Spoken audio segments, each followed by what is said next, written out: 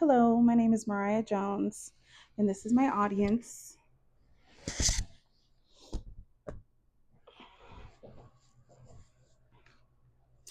And today we're going to be talking about the adultification of young Black girls. The adultification bias is a form of racial prejudice where children of minority groups, typically Black children, are treated by adults as being more mature than they actually are. Having a better understanding of this phenomenon, where Black girls starting at the young age of 5 are perceived as more adult like, more independent, and in less need of safety and protection than their white counterparts, and how to combat it is detrimental to the health and well being of young Black girls everywhere. However, the adultification bias is just the root of the problem that stems off into many other systematic and cultural issues. For example, many many Black girls fall victim to hyper or over sexualization and parentification at a very young age as a result of the adultification bias.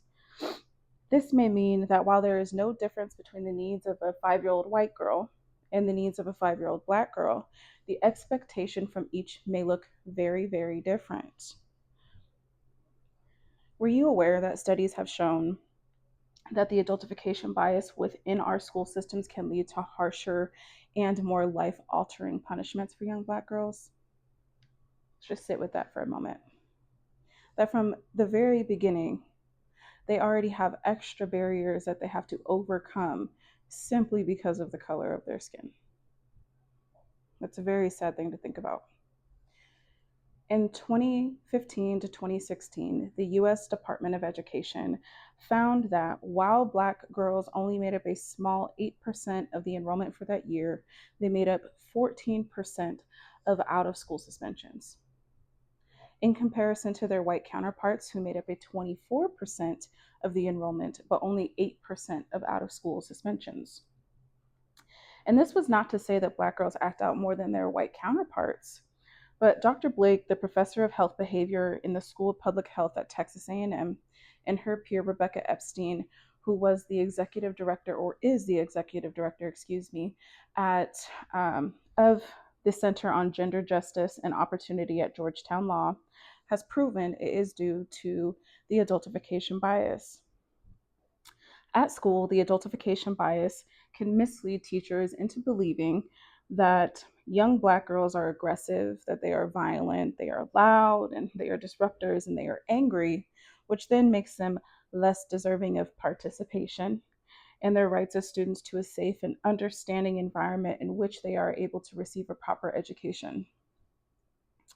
These ideologies can lead to restricted and or even no access to advanced courses and or extracurricular activities, which in turn we all know is crucial to the development and social development, self-esteem of young children.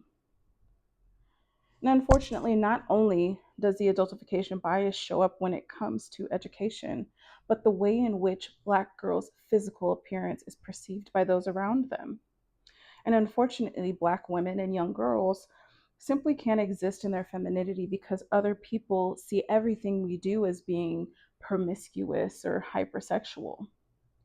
These ideologies date all the way back to the 15th century, when Europeans traveled to Africa and they saw that the women and the young girls there wore minimal clothing.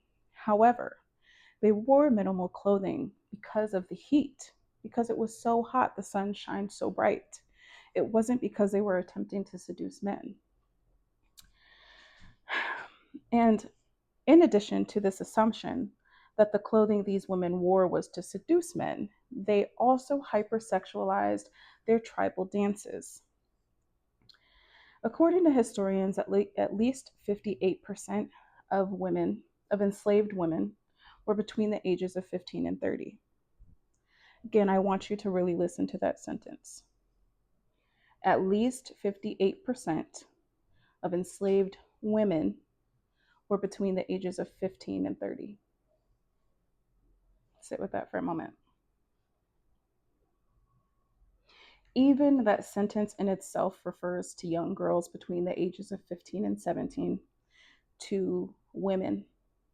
allowing these men to justify the horrible things that they would do to these young girls. In 1859, there was a judge that overturned a conviction of a slave owner who raped a 10-year-old girl.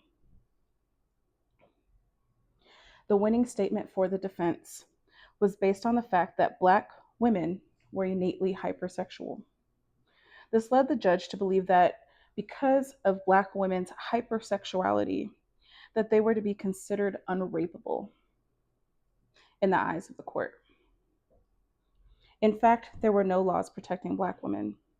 To unlawfully and carnally rape a white woman against her will was the definition of rape in the 1800s.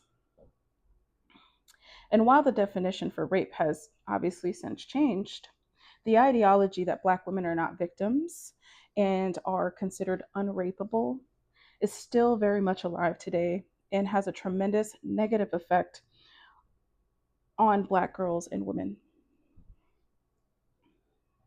The adultification of young Black girls strips them of their innocence, never allowing them to actually experience a normal childhood. We are to be wiser, we are to be smarter, and more experienced on adult topics while actually not being an adult.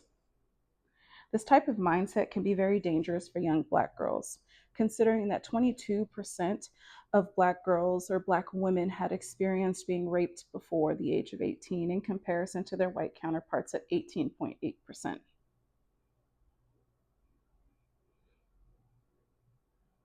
22% of Black women stated that they had been raped before the age of 18. Now I want you to think about, for every Black woman that reports a sexual assault, 15 more have not. In conclusion, to exist in this world as a Black girl, as a Black teenager, as a Black woman, as a Black mother, as a Black aunt, as a Black trans person, and so on, is to exist in a world that believes that you are undeserving. That Black girls, Black women, and so on are undeserving of love. We are undeserving of safety, undeserving of the benefit of the doubt, undeserving of peace, undeserving of greatness, and most of all, undeserving of a seat at the table. Our Black men have it hard, but we do have it harder. Black women truly have it harder. Not only are we fighting to keep our Black men alive, healthy, and trying to convince the world that they are deserving of safety and peace, we are also trying to do that for ourselves at the same time. However, so long as people continue to turn down the volume when we try to speak up about the injustices that we as Black women face while turning up and leaning into the over sexualization, the adultification and parentification of us, we will truly never be able to make substantial progress. As Beth Ritchie once wrote, in the end, Black women in vulnerable positions within disadvantaged communities fall so far from the gaze that is now sympathetic to some women who experience violence that they have virtually no right to safety, protections, or redress when they are victimized. At best, they are relegated to the status of undeserving. More often, those Black women with the least privilege who live in the most dangerous and criminalized are criminalized instead of being protected and supported. Now I ask you all to lean in, and I want you to think to yourself, what are you going to do to put an end to the adultification of young Black girls? Thank you. Oh. And this is my audience. Thank you.